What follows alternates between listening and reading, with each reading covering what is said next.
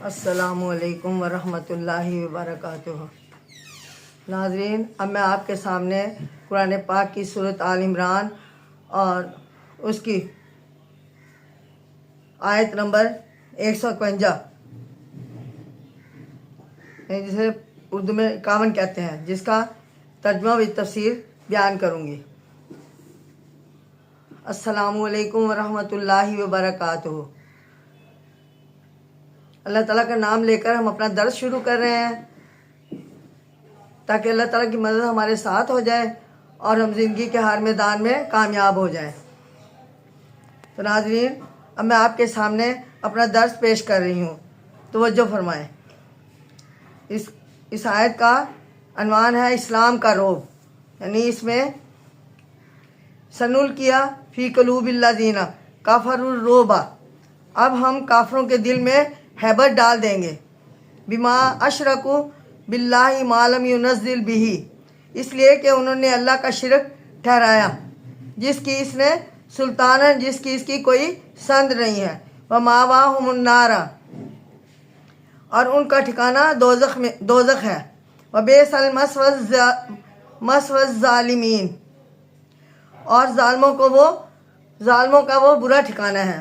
تو ناظرین، اب اللہ تعالیٰ فرماتے ہیں کہ ہم کافروں کے دلوں میں تمہاری ایسی ہیبت اور رعب ڈال دیں گے کہ تمہارے زخمی اور کمزور ہونے کے باوجود تم پر پلٹ کر حملہ کرنے کی جرت نہ کر سکیں گے۔ چنانچہ ایسا ہی ہوا۔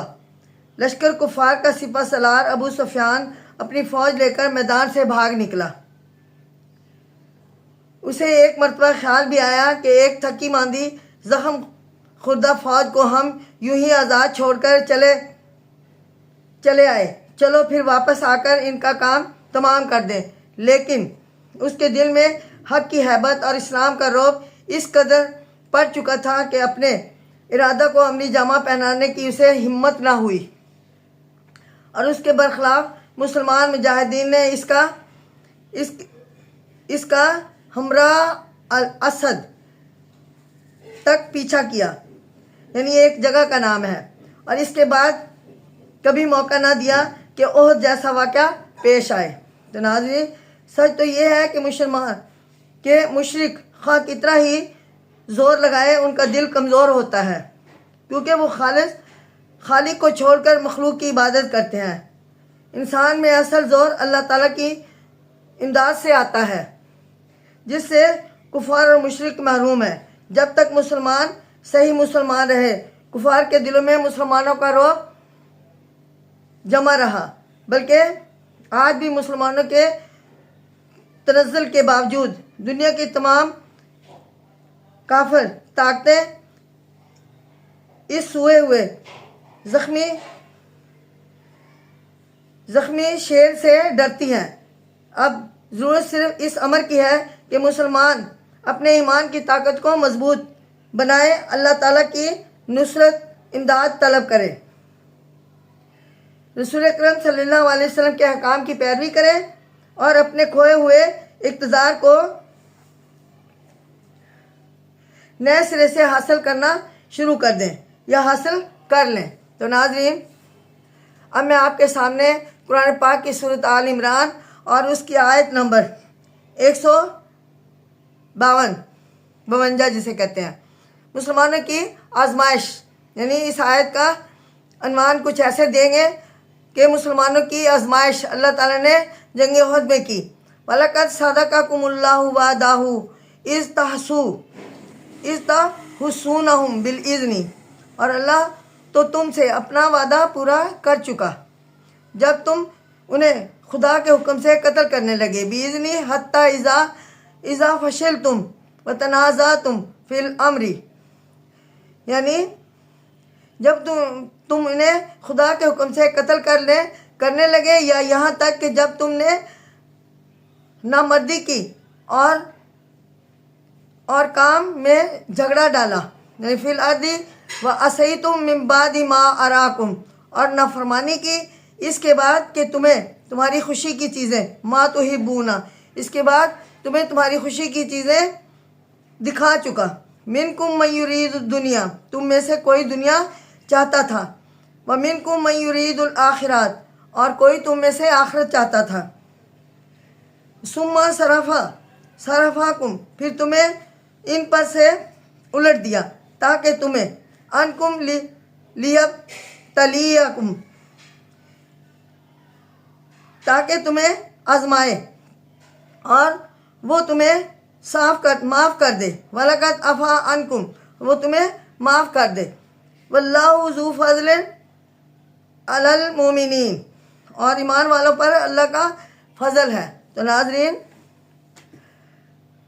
نبی کریم صلی اللہ علیہ وسلم نے احد کے میدان میں جنگ شروع ہونے سے پہلے ہی مسلمانوں سے فرما دیا تھا کہ اگر تم صبر و استقلال سے کام لوگے تو تمہیں کافروں پر فتح اور غلبہ حاصل ہو جائے گا۔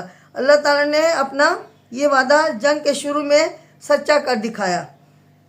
مسلمانوں نے اللہ کے حکم سے کفار کی کشتیوں کے پشتے لگا دیے، مشرق بدحواس ہو کر بھاگ کھڑے ہوئے۔ مسلمانوں کو اپنی فتح و کامرانی نظر آ گئی تو وہ مال غنیمت پر ٹوٹ پڑے۔ اس اثناء میں تیر اندازوں نے رسول اکرم صلی اللہ علیہ وسلم کی نافرمانی کی کر کے فاحش غلطی کی، بعض جس سے خالد بن ولید نے فائدہ اٹھایا اور دیکھتے ہی، یعنی وہ اس وقت تک اسلام نہیں لایا تھا، اور وہ دیکھتے لڑائی کا نقشہ بدل گیا۔ تیر انداز آپس میں جھگڑنے لگے، کسی نے کہا کہ ہمیں یہاں ٹھہرنا چاہیے، اور کسی نے کہا کہ اب یہاں ٹھہرنے کی کوئی ضرورت نہیں ہے، چل کر مال غنیمت اکٹھا کرنا شروع کر دیں۔ آخر ان کی کثیر تعداد اپنی جگہ چھوڑ کر مال غنیمت کی طرف چلی گئی۔ مشرکین نے اس طرح سے دفعتاً حملہ کر دیا، اور دوسری طرف حضور اکرم صلی اللہ علیہ وسلم کی قتل کی خبر جو ہے مشہور ہو گئی۔ اب تمام چیزوں سے مسلمانوں کے دل میں کمزوری پیدا ہو گئی، جس کے نتیجہ میں یہ نامردی پیدا ہوئی کہ بعض لوگ دنیاوی مال متاع کی خوشی میں پھسل پڑے، جس کا خمیازہ سب کو بھگتنا پڑا، اور کفار جو بے تحاشا بھاگ رہے تھے مسلمانوں پر ٹوٹ پڑے۔ تو ناظرین، اور خود مسلمان بھاگنے لگے۔ اس غلطی کوتاہی سے معاملہ الٹ گیا۔ اس میں بھی مسلمانوں کی آزمائش تھی تاکہ پکے اور کچے مسلمانوں میں فرق ظاہر ہو جائے۔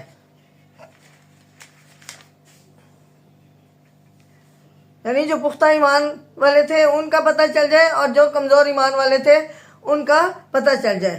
تو ناظرین، اب قرآن پاک کی سورت آل عمران اور اس کی آیت نمبر 153، جس کا ترجمہ بھی تفسیر آپ کے سامنے بیان کرتی ہوں۔ اللہ تعالیٰ کی رحمت اور رسول اللہ صلی اللہ علیہ وسلم کی نافرمانی کا نتیجہ۔ اِذْ تُسْعِدُونَ وَلَا تَلْوُونَ عَلَىٰ أَحَدٍ، جب تم چلے جاتے تھے اور کسی کو پیچھے پھر کر نہ دیکھتے تھے۔ وَرَسُولُ يَدْعُوكُمْ فِي أُخْرَاكُمْ، اور رسول تمہیں پیچھے سے پکارتا تھا، یعنی ہمارے نبی پاک صلی اللہ علیہ وسلم پیچھے سے پکارتے تھے۔ پھر فَأَصَابَكُمْ غَمًّا بِغَمٍّ لِّقِيلَ، پھر تمہیں غم پہنچا غم کے عوض میں، لِّقِيلَ تَحْزَنُونَ، تاکہ تم اس پر غم نہ کرو، عَلَىٰ مَا فَاتَكُمْ، جو ہاتھ سے نکل جانے، وَلَا مَا أَصَابَكُمْ، اور نہ اس پر نکل جائے اور نہ اس پر جو کچھ پیش آ جائے، وَاللَّهُ خَبِيرٌ بِمَا تَعْمَلُونَ، اور اللہ کو تمہارے کام کی خبر ہے۔ تو ناظرین، اللہ تعالیٰ کی رحمت، ثُمَّ أَنزَلَ عَلَيْكُمْ مِن بَعْدِ الْغَمِّ، پھر تم پر تنگی کے بعد امن کو اتارا، یعنی پھر اللہ تعالیٰ کی طرف سے تنگی کے بعد امن نازل کیا۔ آمنہ تن آسن یکشا طائفتم منکم، کہ اونگ لے تم میں سے بعضوں کو ڈھونڈ لیا، یعنی بعضوں کو ڈھانک لیا۔ تو ناظرین، یہ دماغ پر پردہ پڑنے والی بات ہے۔ یعنی یہاں پر اللہ تعالیٰ نے فرمایا کہ اس جنگ میں، جنگ احد کے مقام پر جو لوگ وہاں موجود تھے ان پر اللہ تعالیٰ نے نیند کا غلبہ سا طاری کر دیا۔ اب میں اس کی تفسیر بیان کر رہی ہوں اس آیت کی۔ اس تسعدون، جب تم چڑھے جاتے تھے، یعنی یہ لفظ صعود سے بنا ہے جس کے معنی ہے اوپر کو چڑھنا۔ غمہ بغمی، غم کے عوض غم، یہ دوسرے معنی یوں بھی ہو سکتے ہیں، غم پر غم۔ اس جملے میں اس حالت کی طرف اشارہ ہے جبکہ فتح کے بعد شکست کے آثار دکھائی دے رہے تھے۔ مسلمانوں کو ایک تو ابتدائی فتح کامیابی کے پہلے جانے کا غم تھا، دوسرا اپنے آدمیوں کے مارے جانے کا اور زخمی ہونے کا افسوس تھا، تیسرے نبی کریم صلی اللہ علیہ وسلم کے قتل کی غلط خبر کے مشہور ہو جانے سے انہیں غم پہنچا، پھر غنیمت کے ہاتھ سے نکل جانے سے بھی انہیں بہت نقصان برداشت کرنا پڑا۔ اسی غم کی شدت میں آگے پیچھے کا انہیں کچھ ہوش نہ رہا، حتیٰ کہ انہوں نے ابتدا میں حضرت محمد مصطفیٰ صلی اللہ علیہ وسلم کی آواز بھی سنی۔ اللہ تعالیٰ نیتوں کو جانتا ہے اور اسی کے موافق معاملہ کرتا ہے۔ تیر اندازوں کا ارادہ حکم عدولی کا نہ تھا، بلکہ وہ اپنے ذوم میں یہ سمجھتے تھے کہ ہم نے رسول اللہ صلی اللہ علیہ وسلم کے فرمان کا مقصد پورا کر دیا ہے، اب جب کہ فتح حاصل ہو چکی ہے ہمیں مال غنیمت حاصل کر لینا چاہیے۔ گویا انہوں نے یہ غلطی دانستہ نہیں کی، لہٰذا اللہ تعالیٰ نے انہیں معاف کر دیا۔ اس آیت میں مسلمانوں پر اللہ تعالیٰ کے ایک اور احسان کا ذکر ہے، یعنی جن لوگوں کے حصہ میں شہادت کی سعادت تھی وہ شہید ہو گئے، جن کو چلے جانا تھا وہ جا چکے، اور جو میدان میں باقی رہے ان میں سے مخلص مسلمانوں پر اللہ تعالیٰ نے غنودگی کی کیفیت طاری کر دی۔ جب لوگ کھڑے اونگنے لگے، حضرت طلحہ رضی اللہ تعالیٰ عنہ کے ہاتھ سے کئی مرتبہ تلوار چھوٹ کر زمین پر گری۔ یہ اس باطنی سکون اور اطمینان کا ظاہری اثر تھا۔ ایسے ہنگامہ خیز وقت میں بھی مسلمانوں کے دلوں پر اللہ تعالیٰ کے فضل سے وارد ہوا۔ اللہ تعالیٰ نے انہیں اونگ کی لپیٹ میں لے لیا۔ اللہ تعالیٰ نے مسلمانوں پر غنودگی کی کیفیت طاری کر کے ان کے سارے تھکان اور تھکاوٹ دور کر دی، آگاہ فرما دیا کہ خوف و ہراس اور پریشانی کا وقت ختم ہو گیا ہے، اب بالکل تم امن میں ہو، پورے اطمینان سے اپنا فرض انجام دو۔ صحابہ کرام حضور اکرم صلی اللہ علیہ وسلم کے گرد جمع ہو گئے اور لڑائی کے لیے محاذ قائم کر لیا۔ انہوں نے جلد ہی دیکھ لیا کہ دشمن میدان چھوڑ کر بھاگ رہا ہے۔ اس ابن مسعود فرماتے ہیں کہ عین لڑائی کے موقع پر اونگ کا طاری ہونا اللہ تعالیٰ کی طرف سے فتح اور ظفر کی علامت ہے۔ اگر مومن اپنے ایمان اور بقا میں ثابت قدم نکلے، صبر و استقلال دکھائے تو اللہ کی فتح و نصرت ہمیشہ ان کے ساتھ رہتی ہے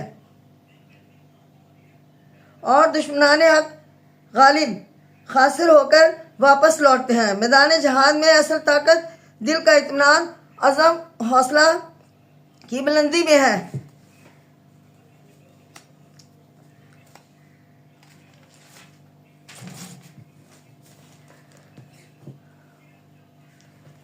وَطَائِفَةٌ قَدْ أَهَمَّتْهُمْ أَنفُسُهُمْ يَظُنُّونَ، اور بعضوں کو اپنے جان کا فکر پڑ رہا تھا، اللہ پر یظنون باللہ غیر الحق، اللہ پر جھوٹے خیال جاہلوں جیسے کرتے ہیں۔ ظن الجاہلیہ، یعنی جاہلوں جیسے اللہ پر جھوٹے خیال کرتے ہیں اور کہتے ہیں یقولون هل الناس من الامر من شیء قل، کیا ہمارے ہاتھ میں بھی کچھ کام ہے تو کہہ، قل ان الامر کلہ للہ، تو کہہ کہ سب کام اللہ کے ہاتھ میں ہے۔ تو ناظرین، منافقین کہتے تھے کہ ہمارے اختیار میں کچھ بھی نہیں۔ اگرچہ یہ ظاہری طور پر منافقین کہنے میں سچے تھے، واقعی انسان کے ہاتھ میں کچھ نہیں، سب کام اللہ کے ہاتھ میں ہے۔ وہ چاہیے تو بنائے، چاہے تو بگاڑے، غالب کرے یا مغلوب کرے، حاکم بنائے یا محکوم۔ لیکن منافق اس قول سے اپنے دل میں کچھ اور ہی معنی مراد لیتے ہیں یا لے رہے تھے۔ جاہلوں جیسے اس الفاظ سے قبل اسلام کی زندگی پہ ہی مراد لی جاتی ہے، چونکہ اس زمانہ میں عربوں کو نہ دین کا شعور تھا اور نہ دنیا کا پتہ تھا، وہ بالکل جاہل اور اجڑ تھے۔ منافقوں کی منافقت۔ تو ناظرین، اب میں آپ کے سامنے قرآن پاک کی سورۃ آل عمران اور اس کی آیت 154 اور 155 کا یہ کے بعد دیگرے ترجمہ پیش کروں گی۔ یخفون فی انفسہم ما لا یبدون، وہ اپنے ہی جی میں چھپاتے ہیں جو تجھ سے ظاہر نہیں لکا کرتے، یعنی جو تجھ سے ظاہر نہیں کرتے۔ یقولون لو کان لنا من الامر، اگر ہمارے ہاتھ کچھ کام ہوتا، شیء ما قتلتم ہاہونا، تو ہم اس جگہ مارے نہ جاتے۔ مسلسل ذکر ہو رہا ہے کہ غزوہ احد میں کامیابی حاصل کرنے کے بعد مسلمانوں کو عارضی شکست کا منہ دیکھنا پڑا۔ اس کے وجہ تیر اندازوں کی بھول تھی، جس کے باعث سب کو انتہائی پریشانی اور اضطراب کا سامنا کرنا پڑا۔ ناظرین، اگرچہ پیغمبر خدا صلی اللہ علیہ وسلم کی رائے بھی یہ تھی کہ مدینہ کے اندر رہ کر جنگ کیا جائے اور منافقین کا مشورہ بھی یہی تھا، لیکن اکثر نوجوان صحابہ کی یہ رائے تھی کہ شہر سے باہر نکل کر جنگ کی جائے۔ پیغمبر خدا اس مقصد کے لیے زرہ پہن لی۔ اسی صورت میں منافقین کو کسی طرح بھی یہ حق نہیں پہنچتا تھا کہ وہ اپنے آدمیوں کو لشکر اسلام سے الگ کر کے واپس لوٹا لیتے۔ تمام فیصلے اللہ تعالیٰ کے ہاتھ میں ہیں، وہ چاہے تو فتح دے اور چاہے تو شکست دے۔ شہر کے اندر یا باہر نکل کر لڑنے سے کوئی فرق نہیں پڑتا۔ آزمائش الہی کا مقصود۔ کلو کنتم فی بیوتکم لبرا ذلذینہ، تو کیا ہے، اگر تم اپنے گھروں میں ہوتے تو وہ ضرور باہر نکلتے۔ کتب علیکم القتال، جن کے لیے اپنے پڑاؤ پر مارنا جانا لکھ دیا گیا تھا۔ کتب علیکم القتل الا مضاجعہم، جن کے لیے اپنے پڑاؤ پر مارا جانا لکھ دیا گیا تھا۔ اور وَلِيَبْتَلِ اللَّهُ، اور جو کچھ تمہارے جی میں ہے، مَا فِي صُدُورِكُمْ، وہ اللہ کو آزمانا تھا۔ اور وَلِيُمَحِّصَ مَا فِي قُلُوبِكُمْ وَاللَّهُ عَلِيمٌ، اور جو تمہارے دل میں ہے اسے صاف کرنا تھا، اور اللہ دلوں کے واللہ علیم، اور اللہ دلوں کے بھید کو جانتا ہے۔ بذات الصدور، یعنی دلوں کے راز کو جانتا ہے۔ ان الذین تولوا، تم میں سے جو لوگ ہٹ گئے تھے، منکم یوم التقى الجمعان،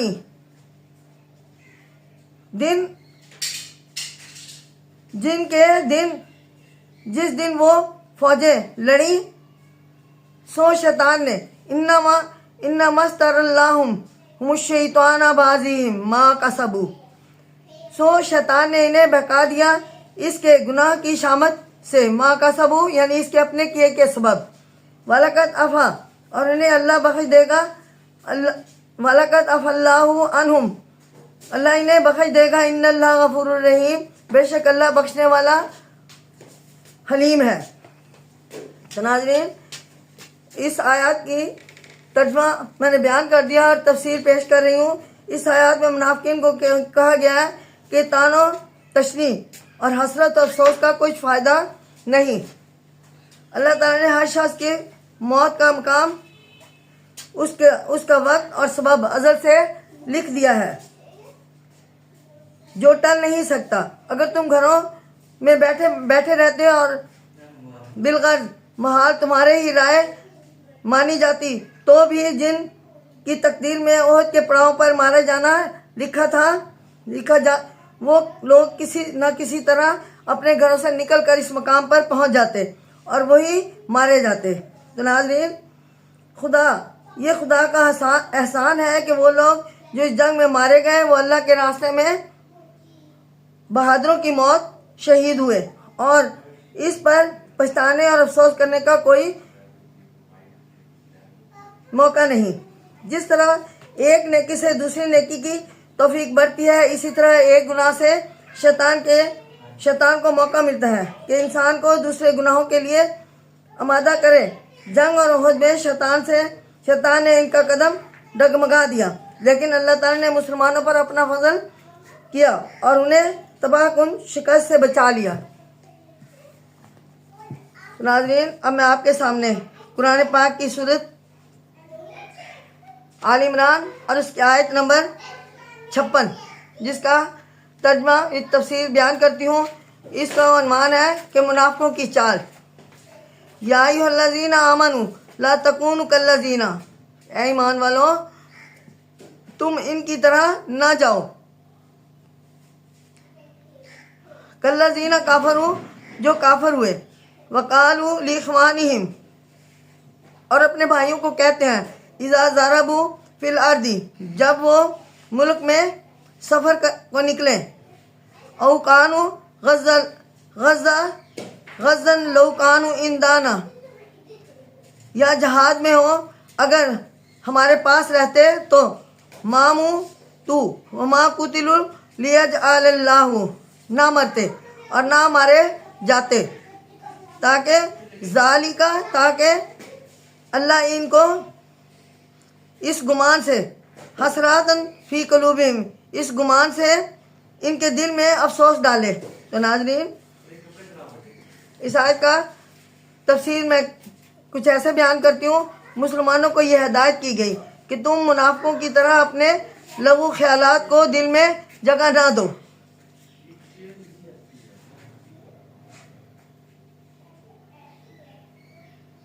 منافقین کا مقصد یہ تھا کہ مسلمانوں کے دل میں حسرت و افسوس پیدا ہو کر واقعی ہم نے غلطی کی، جو بلا سوچے سمجھے گھروں سے نکل کھڑے ہوئے۔ لیجعل اللہ ذالک حسراتن فی قلوبہم تاکہ اس گمان سے اللہ تعالیٰ ان کے دلوں میں افسوس ڈالے کہ مانی بعض مفسروں نے یوں کیے ہیں کہ منافقین کی زبان اور دل پر ایسی باتیں اللہ تعالیٰ نے اس لیے جاری کی کہ خدا انہیں ہمیشہ اسی حسرت افسوس کی آگ میں جلتا چھوڑ دے اور وہ آخرت میں بھی حسرت افسوس ہی کرتے رہیں۔ اور دوسری حسرت ان کو یہ رہے کہ افسوس مسلمان ہماری مانگ نہ ہوئے اور ہماری باتوں پر کسی نے کان نہ دھرا، بلکہ ان میں سے بعض شہید ہوئے اور باقی فاتحہ، اس لیے کہ ایمان اور نفاق اور حق باطل کا مارکا ہمیشہ موجود رہے گا۔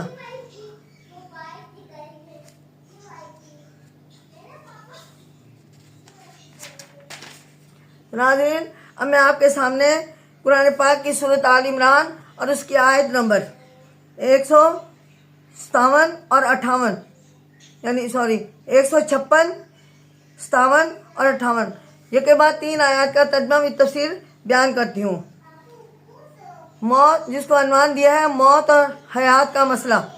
واللہ یحیی و یمیت واللہ بما تعملون بصیرا، بما تعملون بصیرا، اور اللہ ہی جلاتا ہے اور مارتا ہے اور اللہ تمہارے سب کام دیکھتا ہے۔ وَلَئِن قُتِلْتُمْ فِي سَبِيلِ اللَّهِ، اور اگر تم اللہ کی راہ میں مارے گئے، وَمُتُمْ لَمَغْفِرَةٌ مِّنَ اللَّهِ وَرَحْمَةٌ خَيْرٌ مِّمَّا يَجْمَعُونَ، یا مر گئے تو اللہ کی بخشش اور اس کی مہربانی اس چیز سے بہتر ہے جو وہ جمع کرتے ہیں۔ وَلَئِن مُتِمْ او قُتِلْتُمْ لَا إِلَى اللَّهِ تَحْشَرُونَ، اور اگر تم مر گئے یا مارے گئے تو البتہ ہم اللہ کے آگے اکٹھے ہوں گے۔ تو ناظرین، اس آیت کی تفسیر ہے کہ اللہ تعالیٰ سب کی نیت جانتا ہے، وہ جو کام بھی کرتے ہیں اللہ انہیں دیکھتا ہے، اسے علم ہے کہ منافق اور کافر کس راستہ پر جا رہے ہیں، اور مسلمان کہاں تک ان کا کہا ماننے سے پرہیز کرتے ہیں۔ اللہ تعالیٰ ہر ایک کو اس کے مناسب حال بدلہ دے گا۔ اللہ تعالیٰ فرماتے ہیں کہ اگر تم میری راہ میں مر جاؤ یا مارے جاؤ تو تمہارے گناہ بخش دیے جائیں گے، تم پر رحمتیں ہوں گی۔ اللہ کی راہ میں مر جانا اور اس کے عوض اللہ کا دیا ہوا صلہ لینا اس چیز سے کہیں بہتر ہے، جسے حاصل کرنے کے لیے منافقین و کفار موت سے بچنے کے لیے ایڑی چوٹی کا زور لگا دیتے ہیں۔ اگر تم اس وقت پتہ چل جائے گا کہ جو خوش قسمت اللہ کی راہ میں مرے یا مارے گئے، ان پر اللہ تعالیٰ کی کیسی کیسی رحمتیں نازل ہوئیں، نازل ہوتی ہیں، یا جس کے سامنے کفار کی دنیا کی کمائی اور جمع کی ہوئی دولت سب ہیچ ہے، اور جو کفر کی موت مرے ان پر کیا عذاب پڑتا ہے۔ تو ناظرین، اب میں آپ کے سامنے قرآن پاک کی سورۃ آل عمران اور اس کی آیت نمبر 169 جس کا ترجمہ و تفسیر بیان کرتی ہوں۔ حضرت کی نرم خوئی، یعنی فَبِمَا رَحْمَةٍ مِّنَ اللَّهِ لِنُتَ لَهُمْ، سو کچھ اللہ ہی کی رحمت ہے جو تو انہیں نرم دل مل گیا، یعنی ہمارے نبی کریم صلی اللہ علیہ وسلم کی امت ہونے، یا نبی پاک صلی اللہ علیہ وسلم ہمارے رسول مبعوث ہوئے۔ وَلَوْ كُنْتَ فَظًّا غَلِيظَ الْقَلْبِ، اور اگر تو تنخو سخت دل ہوتا تو تیرے پاس سے منتشر ہو جاتے، لَانفَضُّوا مِنْ حَوْلِكَ، اور تیرے پاس سے منتشر ہو جاتے۔ فَاعْفُ عَنْهُمْ وَاسْتَغْفِرْ لَهُمْ، سو تو انہیں معاف کر اور ان کے واسطے بخشش مانگ، یعنی یہ اللہ تعالیٰ کا فرمان ہے۔ ہمارے نبی کریم صلی اللہ علیہ وسلم کو اللہ تعالیٰ نے فرمایا وَشَاوِرُهُمْ فِي الْأَمْرِ، اور کام میں ان سے مشورہ لے۔ فَإِذَا عَزَمْتَ فَتَوَكَّلْ، پھر جب تو اس کا ارادہ پکا کر چکا تو اللہ